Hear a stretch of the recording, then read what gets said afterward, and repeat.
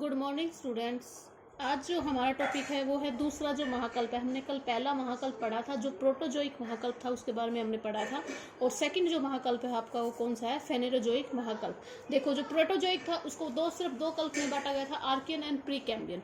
लेकिन उनके बारे में हमें जानकारी प्राप्त नहीं थी तो उनके बारे में ज़्यादा डिटेल में नहीं पढ़ा था। जो फेनेरोजोइक महाकल्प है इसको 3 कल्पों में विभाजित किया जाता है। देखो, पहले तो इसका मतलब समझो। जो फेनेरोजोइक है ये मूलतः यूनानी भाषा का शब्द है। इसका अर्थ होता है दृश्य रूपी जीव, यानी कि इसका अर्थ क्या हुआ? दृश्य रूपी जीव। यानी कि इस कल्प में ही आपके जो जीव है उसका उद्भव माना जाता है। कल्प नहीं, सॉरी, महाकल्प में। ठीक है, तो जो फेनेरोजोइक जो महाकल्प है इसको कल्प में बांटा गया, 3 कल्पों में बांटा गया। 3 कल्प है हमारे कल्प आपके। तो देखो, इरा ये इयोन थे, अब इरा 3 है। तो फेनेरोजोइक जो इरा है आपका उसमें आपके कौन से, सॉरी, इयोन, गलती से इयोन है, इसमें 3 इरा माने हैं। तो जो आपका पहला आपका जो इरा है जिसको बोला जाता है पुराजीवी कल्प। सेकंड आपका है मध्यजीवी कल्प जिसको मेसोजोइक इरा बोलते हैं, मध्यजीवी कल्प। और थर्ड है आपका नवजीवी कल्प।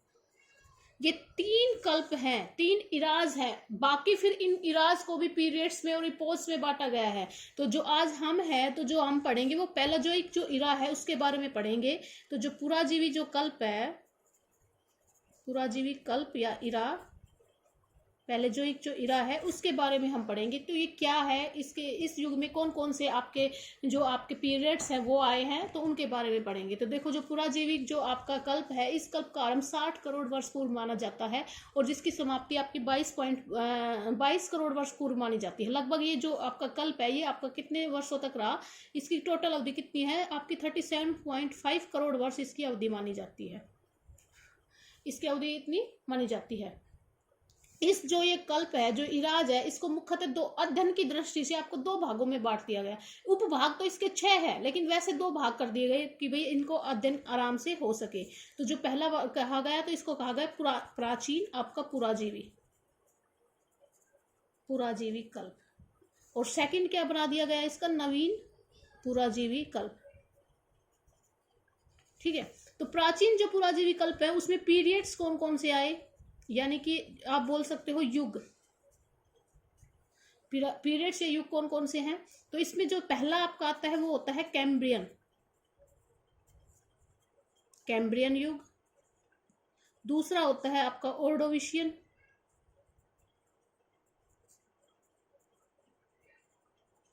थर्ड होता है आपका सिलूरियन। ये क्या है? ये आपके प्राचीन पुराजीवी कल्प में माने जाते हैं। जो पुराजीवी कल्प है वो टोटल 6 भागों में बटा हुआ है और 6 को अध्ययन की दृष्टि से हमने 2 भागों में बांट लिया। एक को बोल दिया पुराजीवी है जो प्राचीन है भाई, एक को बोल दिया जो नवीन माना जाता है। तो जो प्राचीन है उसमें 3 आ गए, कैम्ब्रियन हो गया, ऑर्डोविशियन हो गया, सिल्यूरियन हो गया आपका। और जो नवीन आता है उसमें आता है आपका डिओनियन, 4 आपका डिओनियन, कार्बोनिफेरस,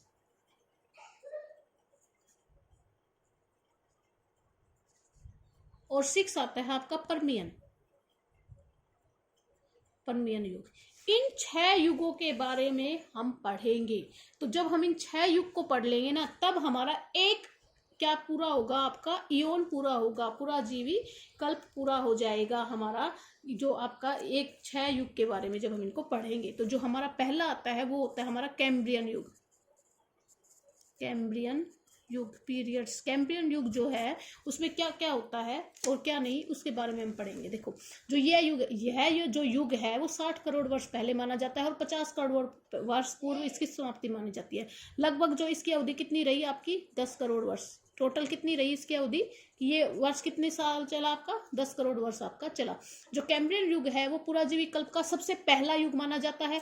इसमें क्या थे? मैंने आपको बताया था जो प्रोटोजोइक हमने महाकल्प पढ़ा था उसमें कोई जीवन नहीं था। लेकिन इसमें क्या होता है, जब वो प्रोटोजोइक खत्म होता है, खत्म होने के कगार पे होता है, तब आपके मैंने बताया था कि शैवाल टाइप की वनस्पति और जो आपके बिना हड्डी के जो जीव हैं, जिनको कीड़े मकोड़े ऐसे टाइप के जो जीव है वो उत्पन्न हो जाते हैं। तो इस युग में क्या होता है कि जो बिना रीढ़ वाली हड्डी है ना, उन जीवों का उद्भव होता है। जिस कारण से जो कैम्ब्रियन युग है ना, इसको बिना रीढ़ वाले जीवों का युग कहा जाता है। इसका नाम भी रखा गया, क्या रखा गया इसका नाम? बिना रीढ़ वाले जीवों का युग कहा जाता है। जब ये युग था तो छिछले जो सागर है वो पृथ्वी के बड़े भाग पर विस्तृत हो गए थे और इसमें अवसादी सेलों का उद्भव हुआ था और अवसादी सेल ही कायांतरित सेलों में आपकी बदल गई थी। ठीक है, तो ये आपका क्या था? कैम्ब्रियन युग था। दूसरा आपका आता है ऑर्डोविशियन युग। ऑर्डोविशियन युग देखो, ये 50 करोड़ वर्ष पहले आरंभ हुआ था और 43 करोड़ वर्ष पूर्व पर ये समाप्त हुआ था। ये 6 करोड़ वर्ष, इसकी अवधि कितनी रहती है आपकी? 6 करोड़ वर्ष। 6 करोड़ वर्ष तक ये युग चलता है। और इस युग में क्या हुआ था? जो समुद्र जो नित्तल था ना, उसमें लगातार ज्वालामुखी क्रियाएं आपकी चलती रहती है और जो कैलेडोनियन जो आपका जो कैलेडोनियन जो वल्कनिक उच्चावच है, ऑर्गेनी है, उसका आरंभ होता है। जब स्थल पर आपका समुद्र का अतिक्रमण होने लगता है तो क्या होता है? स्थल का बहुत सारा भाग है वो जलमग्न हो जाता है और जलवायु आपकी गर्म होती है और जो घास है ना, वो समुद्री वनस्पति पहली बार उत्पन्न होती है आपकी। सागरीय भागों में जो रीढ़ विहीन जो जीव थे ना, उनका बहुत अधिक बहुल्य, यानी कि बिना रीढ़ वाली हड्डी के जीव ही पाए जाते हैं इसमें। जब ये युग अंतिम चरण में था, जब ये युग समाप्त होने वाला था, तो कौन सी पर्वत निर्माणकारी हलचलें इसमें उत्पन्न हुई थी, जिसके कारण आपको पता है अमेरिका में एक अपलेशियन पर्वत का नाम सुना होगा आपने। जो अपलेशियन पर्वत है वो इसी युग में की उत्पत्ति माना जाता है। किसकी? ऑर्डोविशियन की।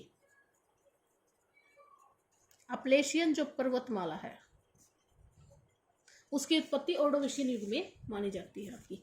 थर्ड आता है आपका सिलूरियन युग। देखो ये युग है ना, इसकी अवधि 4 करोड़ वर्ष मानी जाती है आपकी। ठीक है, उसके बाद देखो जो समुद्र नित्तल है उसका आप क्या होता है? जो पीरियड्स होते हैं, यानी कि पैराडॉइक जिसको बोलते हैं, यानी कि एक बार ऊपर उठा फिर नीचे चला गया, फिर ऊपर उठा फिर नीचे चला गया, जैसे बोलते हैं आपके क्या बोलते हैं आप, सीरियल वाइज से चलते रहते हैं। एक बार उठना नीचे गिरना, उठना नीचे गिरना, इस प्रकार से समुद्र का एक बार तो समुद्र ऊपर उठ जाता है, समुद्र तल ऊपर चला जाता है, एक बार नीचे चला जाता है, इस प्रकार से वो चलता रहता है। जिस पर जो भूपटल होता है ना, उस पर बिना पत्ती वाले वनस्पति का उद्भव होता है।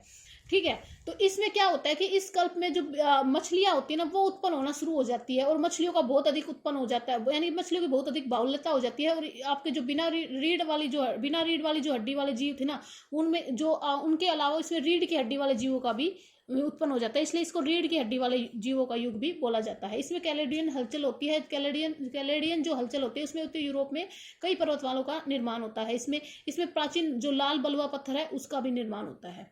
फिर आता है आपका डिवोनियन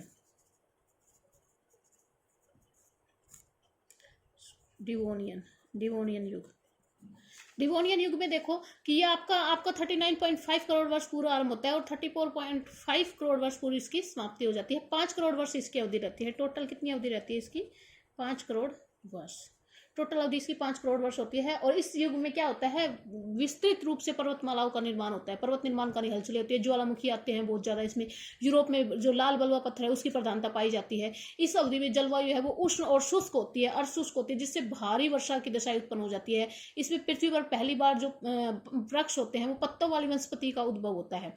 आधुनिक जो मछली होती है, देखो सिलूरियन में मछली युग आ जाता है आपका, तो लेकिन जो आधुनिक जो मछली है वो उत्पन्न होती है और 21 फुट लंबी एक शार्क मछली का भी उद्भव इसी में माना जाता है आपका। ठीक है, तो इस युग को क्या बोला जाता है आपका? मत्स्य युग बोला जाता है। क्यों? क्योंकि जो आपका इतनी अधिक मछलियों की भरमार हो जाती है। और इस युग के जब ये युग अंतिम चरण में होता है तब एक उभयचारी एम्फीबियन क्या होते हैं? जो स्थल और जल दोनों पर रह सकते हैं। फॉर एग्जाम्पल मेंढक आपका पानी में भी और स्थल पर दोनों पर रह सकता है। तो जो उभयचारी जीव है ना, उनका विकास बहुत अधिक हो जाता है। तो डिवोनियन के बाद आपका आता है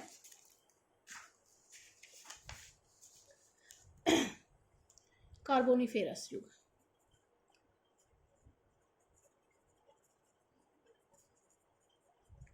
कार्बोनिफेरस युग में देखो क्या होता है?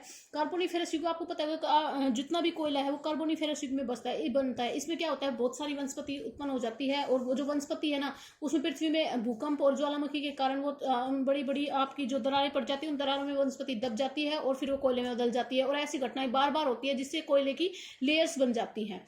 तो ये जितने भी कोयला आपका उत्तरी गोलार्ध में पाया जाता है। और इस युग में जो उभयचारी जीव है ना, उसमें बहुत अधिक भरमार। क्योंकि आपको पता है समुद्र का बार बार अब बार बार समुद्र का अतिक्रमण स्थल पर हो रहा था, तो जिससे जीव है वो अपना समुद्र में रहने वाले जो जीव है वो, या जो आपके पृथ्वी पर रहने वाले जीव है, उनको प्रॉब्लम हो रही थी, वो खत्म होने की कगार पे थे, लेकिन उन्होंने अनुकूलन कर लिया, वो अब स्थल और जल दोनों में रहना सीख गए थे। तो उभयचरी जीव है उसका बहुत अधिक भरमार हो गई थी। जो लास्ट आपका आता है वो आता है पर्मियन युग।